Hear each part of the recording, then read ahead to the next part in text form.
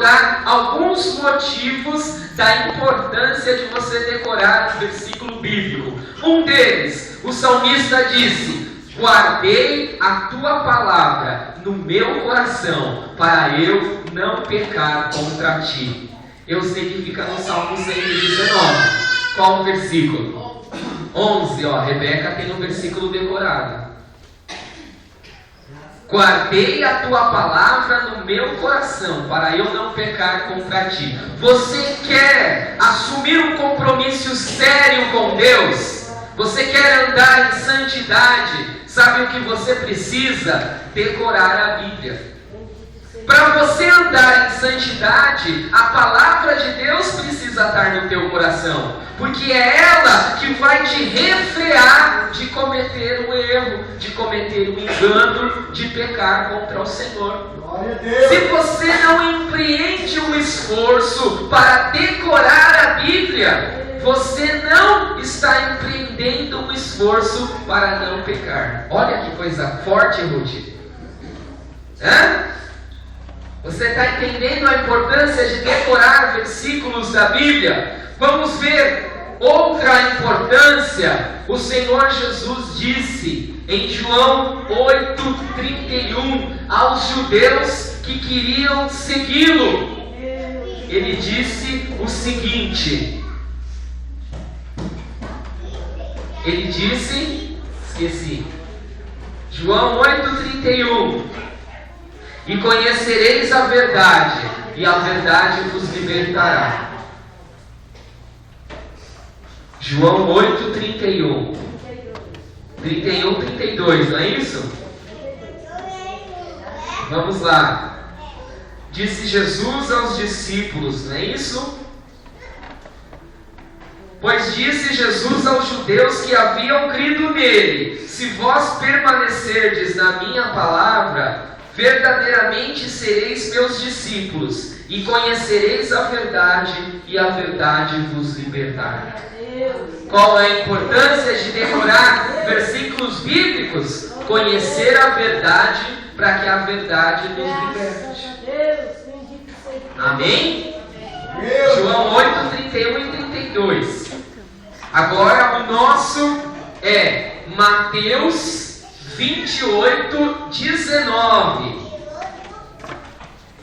Este é um versículo muito importante, porque foi a última ordem de Jesus para os discípulos. Mateus 28, 19. Vamos todos ler a versão revista e corrigida, que é aquela que está no retro. Eu sei como tem algumas versões diferentes, para nós lermos juntos, vamos pegar a revista e corrigida. Vamos lá. Vamos gastar todo o ar que está no nosso pulmão. Aleluia! E a voz que está ressoando na nossa garganta. Portanto, fazei discípulos de todas as nações, batizando-os em nome do Pai, do Filho e do Espírito Santo. Tá bom, para uma primeira vez. Vamos tentar a segunda? Vamos lá. Prepara aí. Portanto, fazei discípulos de todas as nações, batizando-os em nome do Pai e do Filho e do Espírito Santo. Amém. Vamos aplaudir ao Senhor. Essa é a sua palavra. Glórias a Deus. Glórias ao nome de Jesus. Ele é o nosso Deus. Ele é o nosso Senhor. Ele é o nosso Redentor. Eu quero compartilhar um pouco dessa palavra com você, a fim de que o Espírito Santo possa usá-la de uma maneira que o nome de Deus seja glorificado. Meu querido, preste atenção numa coisa.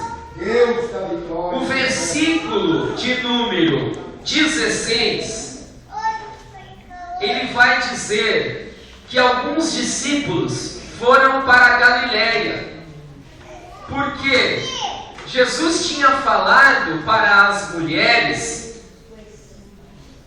após a sua ressurreição, que era para os discípulos irem para aquele monte que ele já tinha conversado. E é uma situação inusitada, porque nós que estamos aqui, depois do evento passado, para a gente é fácil falar, né? Mas imagina você lá na hora, Jesus tinha morrido fazia poucos dias,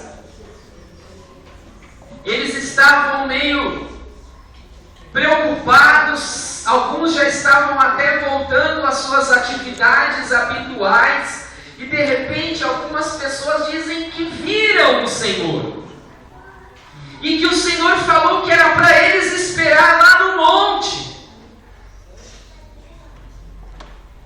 Irmão, irmã, tem coisa que Jesus diz que a gente duvida na nossa humanidade.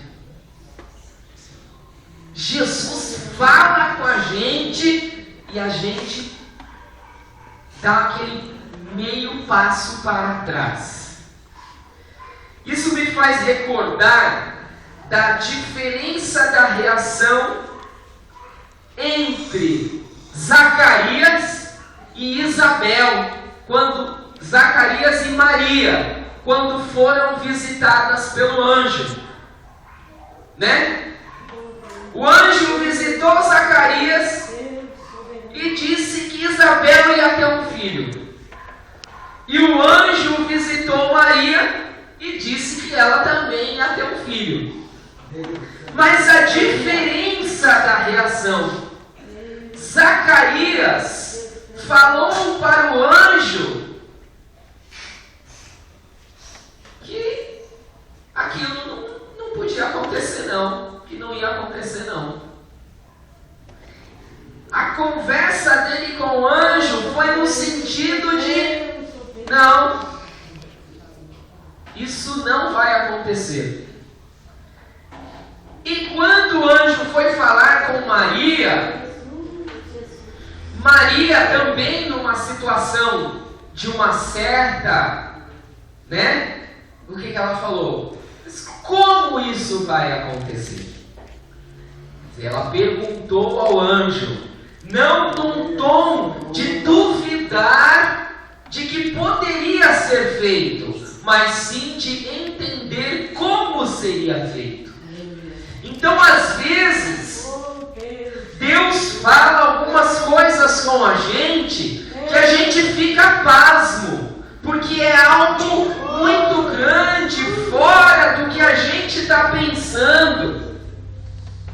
Então, aqueles discípulos foram para o monte e quando de longe viram Jesus, a maioria adorou, mas alguns duvidaram.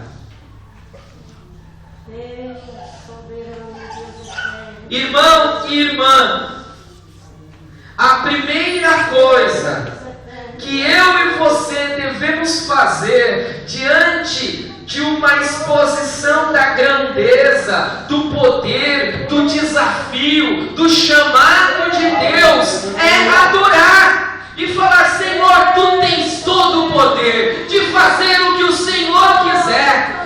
Se o Senhor quiser abrir, o Senhor abre. Se o Senhor quiser fechar, o Senhor fecha. O Senhor tem todo o poder. Nós precisamos nos prostrar em adoração e reconhecer que Deus tem todo o poder. Não há impossíveis para Ele. Ninguém pode impedir o seu agir. Então a primeira atitude diante da grandeza, da fala, do desafio, do chamado de Deus é: adora, reconhece o poder, reconhece a glória, reconhece a graça.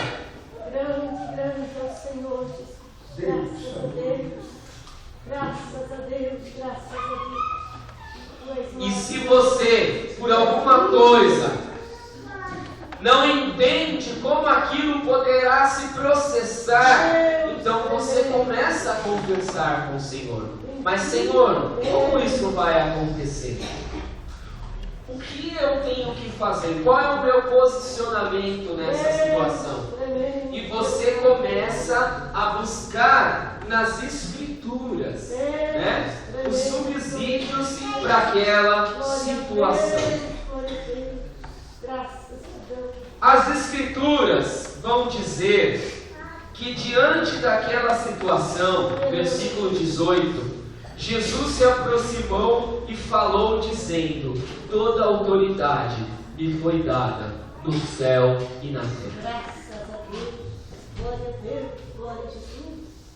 Irmãos, com Jesus, a gente sempre caminha no meio fio. O que eu quero dizer? Eu quero dizer o seguinte, prestando atenção em mim aqui. O que eu quero dizer é o seguinte: da mesma forma que Jesus te convida para caminhar com maior intimidade, com maior liberdade, com maior proximidade dele, da mesma forma que ele te convida, prestando atenção em mim aqui, que ele te convida para ser amigo, né? Ele diz lá em João 15: eu chamo vocês para serem meus amigos. Então Jesus quer que você caminhe bem perto dele, irmão, mas bem perto, como amigo, como amigo, como amigo, como amigos de Deus. Não é isso que nós cantamos?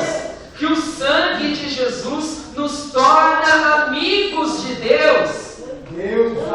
Então, meu irmão, minha irmã, meu querido, é para você aproveitar essa liberdade. Você tem um Deus, o seu nome é Jesus, e Ele quer caminhar dia a dia com você, lado a lado contigo. Ele quer ser o seu melhor amigo. Pensa na pessoa que você tem mais intimidade com ela. É o seu irmão, é o seu esposo, é o seu amigo de infância, é a sua amiga, que você conversa toda hora, conta tudo, fala os seus segredos, fala as coisas às vezes erradas que você fez só para aquela pessoa. Não tem uma pessoa assim, né, como diz as Escrituras, que há amigos mais chegados do que um irmão, né? Você não tem umas amizades assim chegadas? Então, Jesus quer ser mais do que esse seu amigo.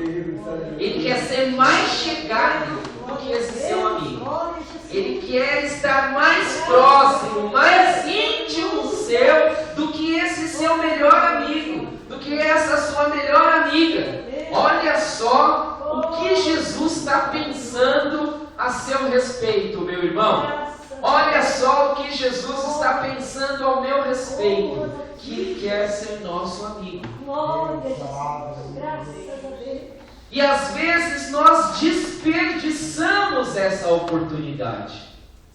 Desperdiçamos, né? Não tem pessoas que às vezes você guarda uma certa reserva dela e fala assim: poxa, aquela pessoa lá é meio chata, ou aquela pessoa é meio assim, aquela pessoa é meio assada. E aí quando você tem a oportunidade de chegar perto dela, você fala: poxa, eu não sabia que você era assim, eu pensava que você era completamente diferente, pensei que você era metido, orgulhoso, não sei o que lá, não sei o que lá, e agora eu estou vendo que você é muito legal.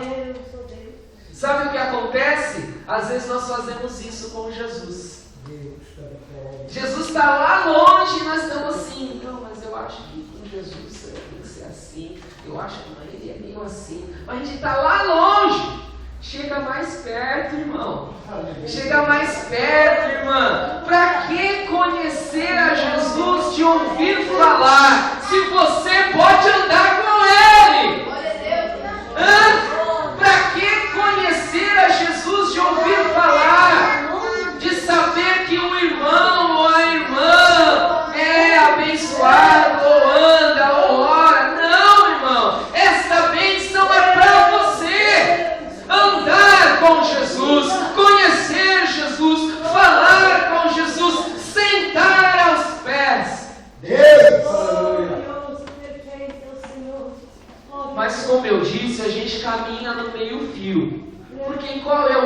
lado.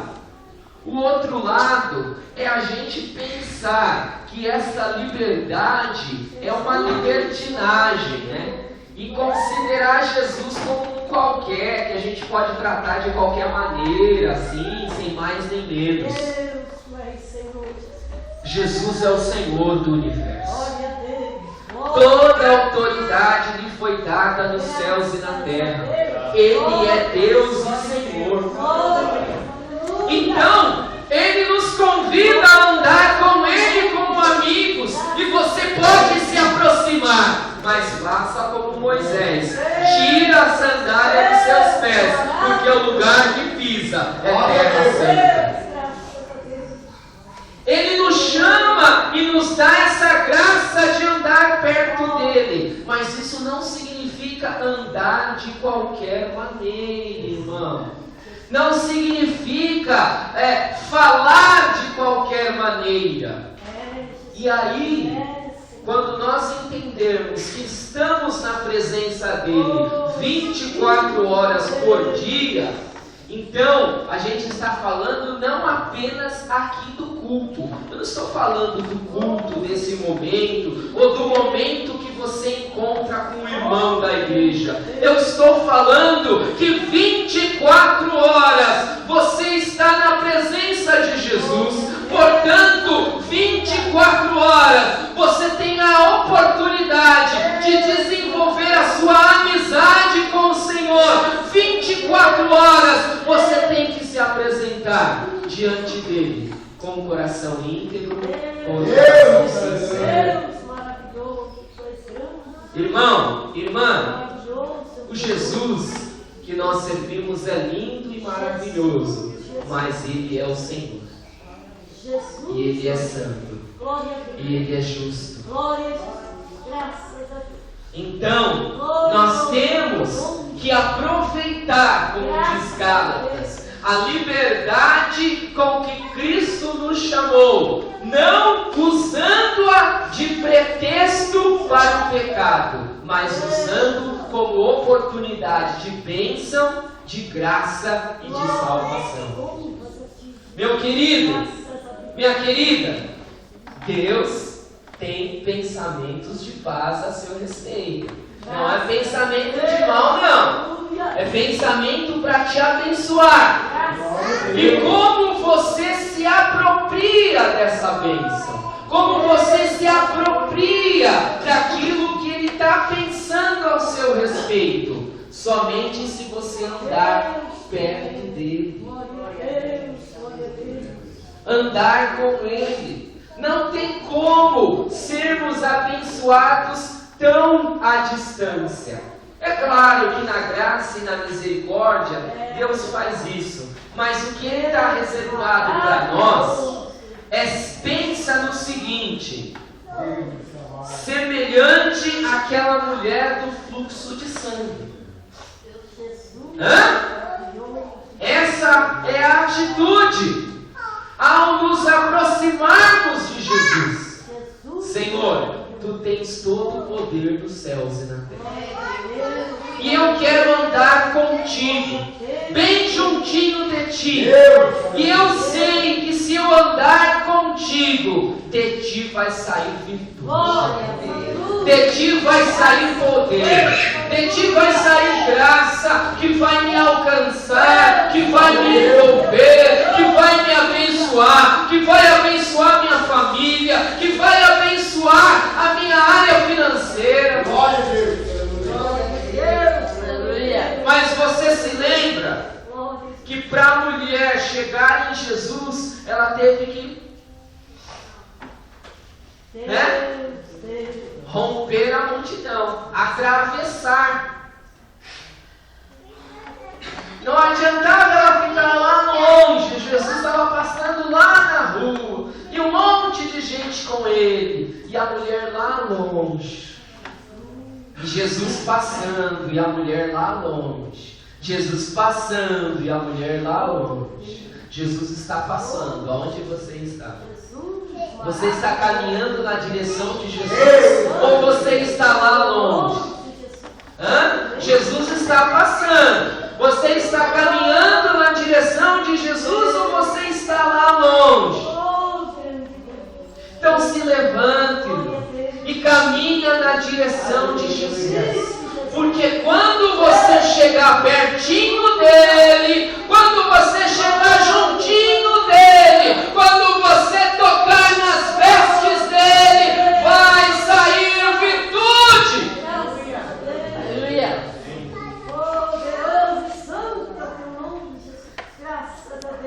Deus, aleluia. Este Jesus que tem todo o poder e toda a autoridade nos céus e na terra, Ele nos dá orientações, Ele nos dá direções e Ele nos dá ordens. Se Ele, como nós dissemos no início do culto, que aqueles que verdadeiramente são escravos de Jesus são os que são livres. Se você então é um escravo de Jesus, quem é escravo de Jesus aqui?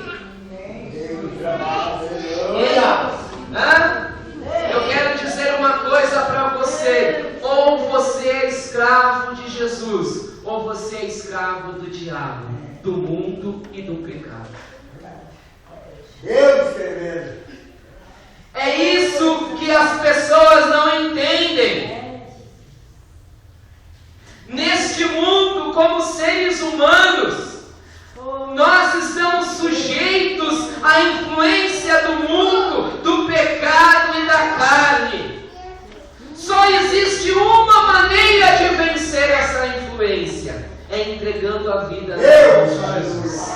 Enquanto você não entregar a sua vida nas mãos de Jesus, para segui-lo de todo o seu coração, eu te digo, em nome de Jesus, você é escravo do pecado. Os judeus quiseram debater com Jesus sobre isso. Então nós nunca fomos escravos. Nós temos Abraão por pai. Jesus respondeu e disse: aquele que comete pecado é escravo do pecado. Mas se o Filho vos libertar, verdadeiramente sereis. Aquele que comete pecado é escravo do pecado. Não adianta ficar aí filosofando, dizendo que você é livre, que faz o que você quer, que você é livre, que você toma conta do seu próprio nariz. Se você comete pecado, você é escravo do pecado. Não adianta filosofar, não adianta dizer, gritar bem alto: eu sou livre, e ao mesmo tempo ser escravo do pecado.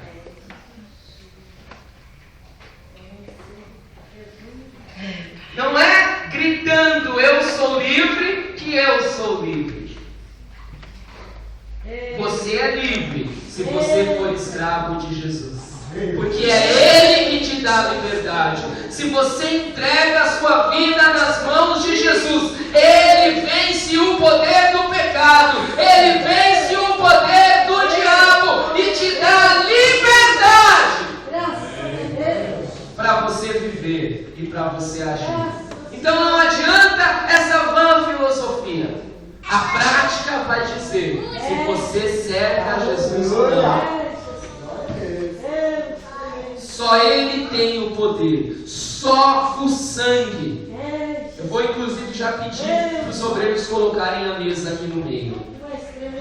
Quando nós participamos do pão e do cálice, nós estamos dizendo que Jesus morreu pelos nossos pecados, para nos libertar e para nos fazer livres. A intenção de Jesus ao estabelecer a ceia é que nós tivéssemos algo visual. Ele queria que nós olhássemos para o pão, que nós olhássemos para o cálice e lembrássemos do seu sacrifício que foi feito para nos tornar livres. Olhe para esta mesa. Olhe para esta mesa, irmão. Irmã, olhe para esta mesa.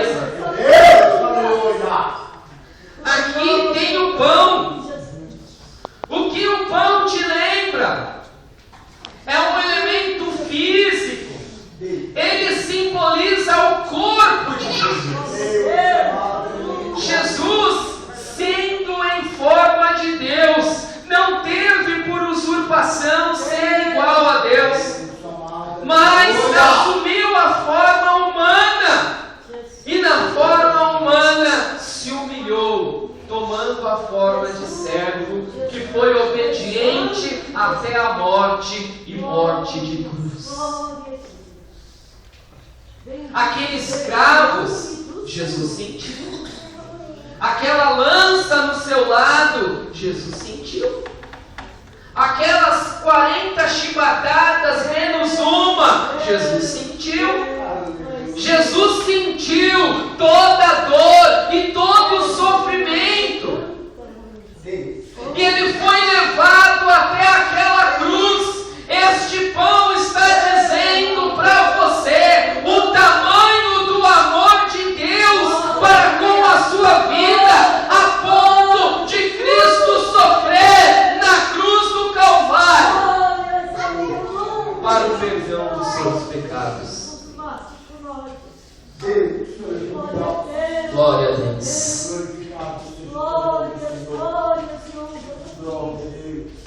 Para o perdão dos seus pecados, para a sua libertação, para a sua salvação. Que maravilha, irmão! Que maravilha! Que maravilha! Eu e você estávamos destinados a ser escravos do pecado, a morrer, a sermos condenados. Mas Cristo Jesus veio a este mundo e o seu corpo foi partido para você não ser condenado. Nenhuma condenação há para aqueles que estão em Cristo Jesus, que não andam segundo a carne, mas segundo o Espírito.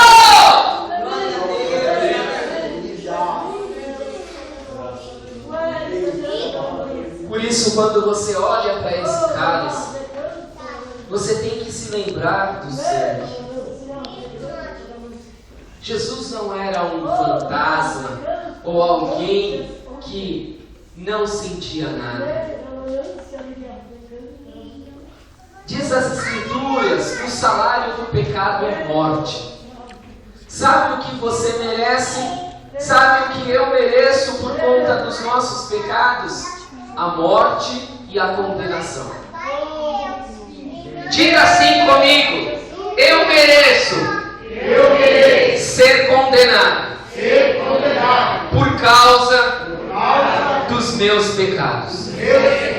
Vamos lá, com mais convicção. Eu mereço ser condenado por causa dos meus pecados.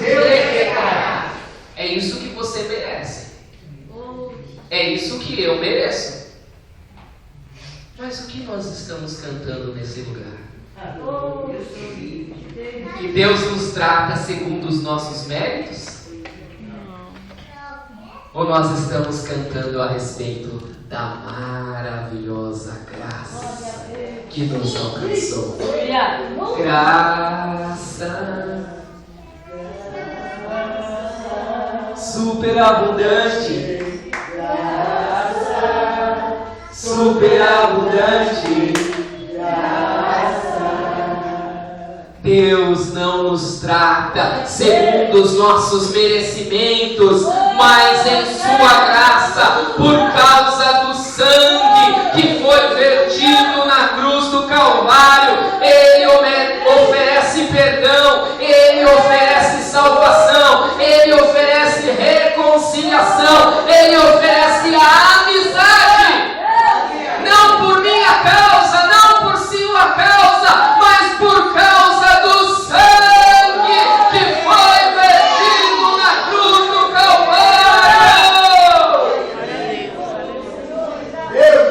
Esta é a força da graça.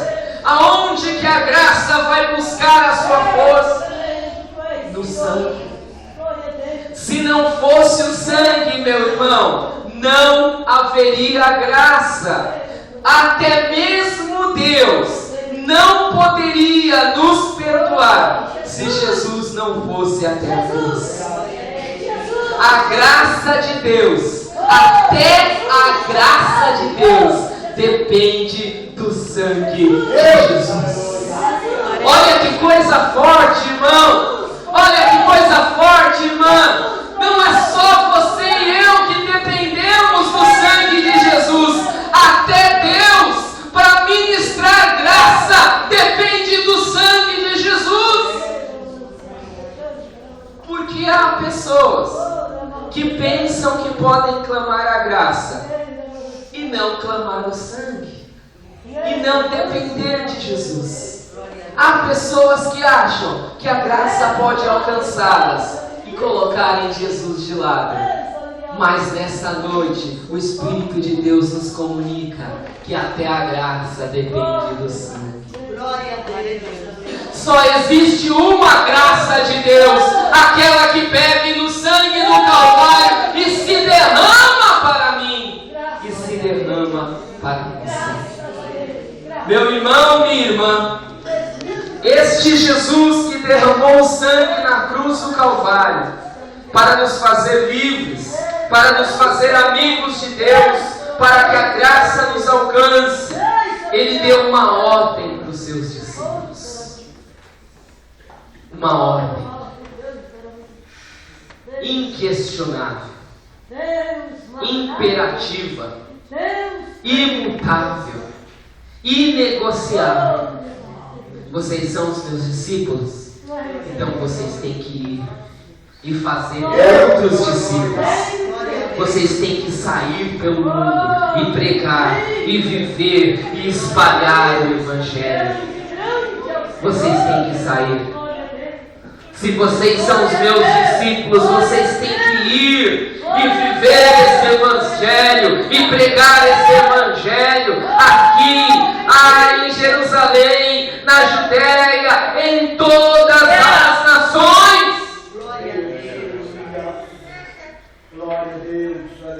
E eles, sabendo que eram escravos de Jesus, que tinham entregado a vida para ele, simplesmente saíram obedecendo a sua ordem. Meu irmão, minha irmã, da mesma forma que falamos que aquele que comete pecado é escravo do pecado, e não adianta filosofar, da mesma forma é aqui. Aquele que é seguidor de Jesus obedece a Jesus. Não adianta nós falarmos que somos discípulos de Jesus, falarmos que somos discípulos de Jesus, se nós não obedecemos a Jesus. Jesus quer que nós olhemos para esta mesa, esse pão que simboliza o seu corpo partido, e esse cálice que simboliza o seu sangue vertido, e nos lembremos da sua morte, e nos lembremos da sua ordem, da sua comissão, do seu chamado, do seu mandar. A ceia tem que nos fazer refletir o quanto estamos seguindo, o quanto estamos obedecendo aquele que foi até o fim e derramou sangue precioso por nós. Por isso a ceia é um tempo de quebrantamento, de humilhação, de pedir a graça, de pedir o perdão, a renovação de Deus para nós voltarmos para o caminho.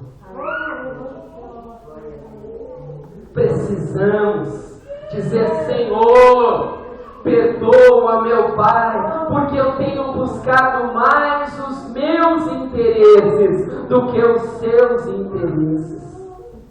Perdoa, Senhor, porque eu tenho dito que sou escravo, que sou servo, que sou obediente a Ti, mas não tenho seguido seguido a tua ordem. Perdoa, Senhor, purifica-me e transforma-me. A ceia é um chamado para nós nos quebrantarmos diante daquele que é Deus e Senhor. Por isso, a promessa do Senhor é para que Ele, nós obedecendo a sua ordem, Ele disse: eis que estou convosco todos os dias até a consumação dos séculos. Eu gostaria de pedir, nesse último momento de oração, antes de participarmos do pão e do cálice, que você dobre o seu joelho aonde você está.